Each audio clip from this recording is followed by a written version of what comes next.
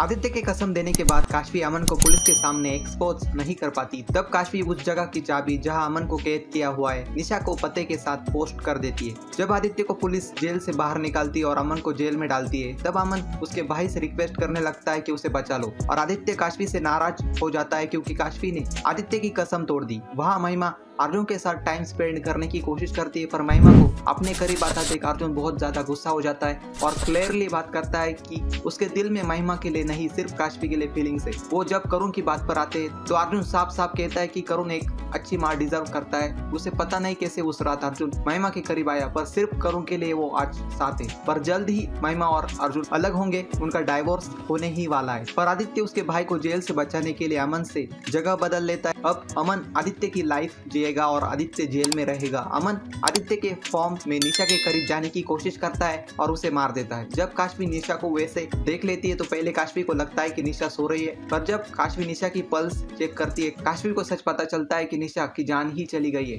काशवी वो सब देखकर बहुत चौंक जाती है। महिमा अर्जुन को रोकने के लिए लॉयर के पास जाती है और झूठी कहानी सुनाती है कि करुण अर्जुन और महिमा का बेटा है और अब अर्जुन दूसरी औरत यानी कि काशवी के पास जाना चाहता है, इसलिए वो अपने डाइवोर्स को रोकना चाहती है। तब लॉयर ये कहानी सुनकर महिमा की हेल्प करता है, महिमा को एक आइडिया देता है जिससे अर्जुन कभी भी महिमा को डाइवोर्स ही नहीं दे पाएगा। काशवी ये मानकर कि निशा ही अब आदित्य को बेगुनाह साबित कर सकती है। बाद में निशा उस पोस्ट को देखकर घबरा जाती है और अर्जुन को कॉल कर बुला लेती है। अर्जुन पोस्ट में उस चाबी को देखकर समझ जाता है कि ये वही चाबी है जो काशवी को आदित्य के पास मिली थी। अर्जुन और निशा ये मानकर कि कोई राज है इस चाबी का, उसे खोलने साथ उस पते पर जाते। वहाँ जाकर अर्जुन सुषमा यानी कि आदित्य की मॉम से मिलता है। जब काशवी आदित्य से मिलती है, कहती है कि उसने आदित्य की दी कसम नहीं तोड़ी, उसने नहीं अमन को जेल में डाला। तब अर्जुन आकर काशवी को एक्सपोज करता है कि काशवी ने वो चाबी निशा को पोस्ट की थी। अर्जुन पहले तो पहचान नहीं पाता कि वहाँ आदित्य है या फिर अमन, पर निशा अमन का गुस्सा देखकर अर्जुन को कन्विंस करवाती है कि आदित्य नहीं अमन है उसका पति। काशवी ने ये सोचा कि वो तो नहीं बचा सकती आदित्य को, पर निशा तो बचा सकती है, इसलिए काशवी ने आदित्य की कसम तोड़ दी और आदित्य को बेगुनाह साबित किया। जिसे जेल में होना चाहिए वो अब जेल में है।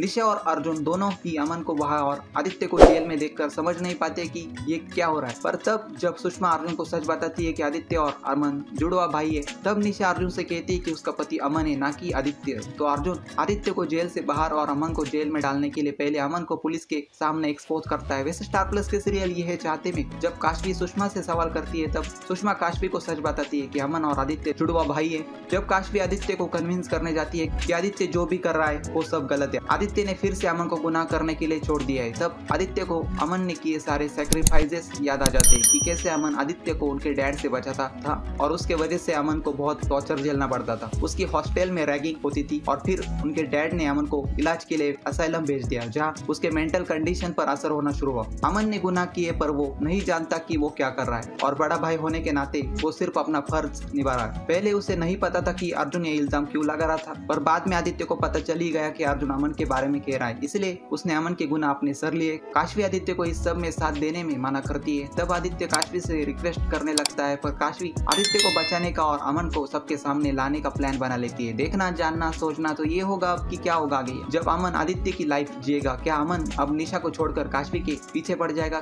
क्या होगा जब अर्जुन और काशवी जान जाएंगे कि आदित्य ने फिर अमन की हेल्प की है? क्या इस बार आदित्य ही उसके भाई को मार देगा? देखिए सीरियल में सिर्फ स्टार प्लस पर।